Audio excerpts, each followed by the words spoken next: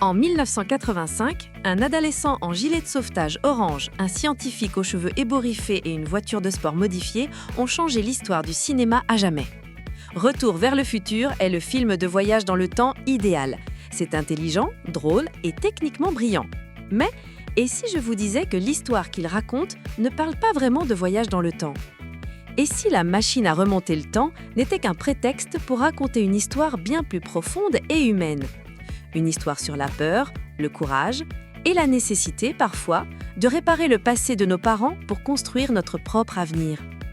Au début des années 1980, deux amis, Bob Gale et Robert Zemeckis, avaient un problème.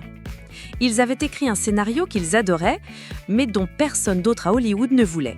L'histoire est née d'une question simple et universelle que Bob Gale s'est posée en retrouvant l'album de fin d'année de son père. « Mon père et moi, aurions-nous été amis si nous étions allés à l'école ensemble ?»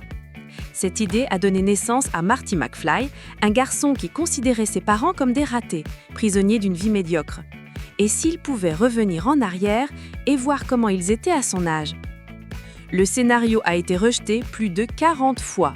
Pour les studios, c'était un problème. Disney trouvait l'histoire d'une mère amoureuse de son fils trop incestueuse et inappropriée pour leur image de marque familiale.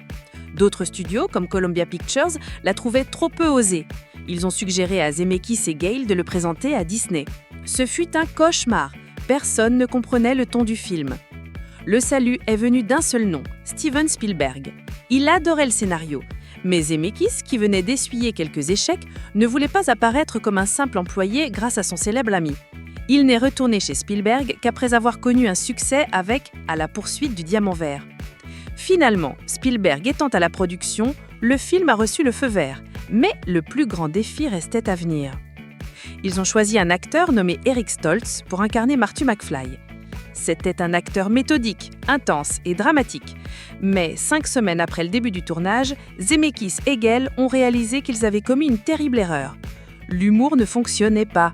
La légèreté, la panique comique que le rôle exigeait, tout simplement pas. Ils tournaient un drame, pas l'aventure qu'ils avaient imaginée.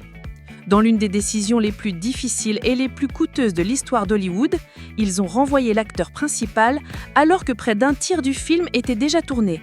L'avenir du projet était compromis.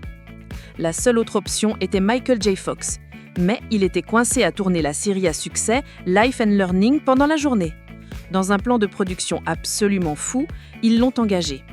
Michael a tourné la série toute la journée, dormi dans une camionnette en route vers Retour vers le futur, filmé toute la nuit jusqu'à l'aube et est revenu sur la série au matin. Il a survécu sans presque dormir pendant des mois. Tout comme la famille McFly, l'équipe de tournage a dû réécrire son propre avenir pour que l'histoire se réalise. C'est pourquoi Retour vers le futur n'est pas une histoire de voyage dans le temps.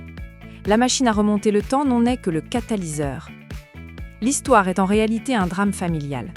Elle raconte l'histoire d'un fils qui découvre que ses parents n'étaient pas les personnes ennuyeuses qu'il connaissait, mais des adolescents pleins de rêves, de peur et de potentiel. Réfléchissez-y. Quelle est la véritable mission de Marty en 1955 ? Il ne s'agit pas seulement de réparer le générateur de flux ou de trouver un moyen de canaliser 1,21 gigawatts d'électricité. Sa mission principale, celle qui occupe la majeure partie du film, est de convaincre son père, George McFly, d'inviter sa mère, Lorraine, au bal de promo. Marty arrive en 1955, percevant son père comme un raté et découvre un adolescent paralysé par la peur. Peur de Biff, peur du rejet, peur de l'échec. En 1985, la devise familiale était « Aucun McFly n'est jamais rien fait ». Marty réalise que cette phrase n'était pas le fruit du destin, mais le résultat d'une vie de peur. Le film fait de Marty le menteur de son père. Il doit lui apprendre le courage, à se défendre, à se battre pour ses aspirations. La technologie, la science, la DeLorean, tout cela sert l'histoire de ce personnage. Et le point culminant du film n'est pas l'éclair qui frappe la tour de l'horloge. C'est le point culminant de la science-fiction. Le point culminant émotionnel, le moment qui change tout, se produit quelques instants plus tôt, au bal. Ce moment, lorsque George McFly serre le poing et décide d'affronter sa peur de toujours. Ce coup de poing ne fait pas que renverser Biff. Il brise des décennies d'insécurité. Il réécrit l'histoire de sa famille. Il transforme la phrase « Aucun McFly n'a jamais rien fait » en mensonge. À cet instant, George McFly devient le héros de sa propre histoire. En faisant cela, il sauve l'avenir de son fils d'une manière que le plutonium n'aurait jamais pu faire. Retour vers le futur reste parfait, non pas grâce à sa logique de voyage dans le temps, mais grâce à sa logique émotionnelle. Il parle à tous ceux qui ont regardé leurs parents et oublié qu'eux aussi étaient jeunes, pleins de rêves, de peurs et de potentiel. Le combat de Zemeckis et Gale pour réaliser ce film reflète le parcours de George McFly. Ils ont refusé d'accepter un avenir où le film ne fonctionnerait pas. Ils ont affronté leurs peurs, pris une décision risquée et changé leur destin. En fin de compte, le message le plus important du film ne vient pas d'un calcul scientifique, mais de l'optimisme du Dr Brown lorsqu'il dit à Marty « Votre avenir n'est pas encore écrit, personne ne l'est. Votre avenir est ce que vous en faites. Alors, faites-en un bon. » Il n'a jamais été question de remonter le temps. Il a toujours été question du courage d'avancer.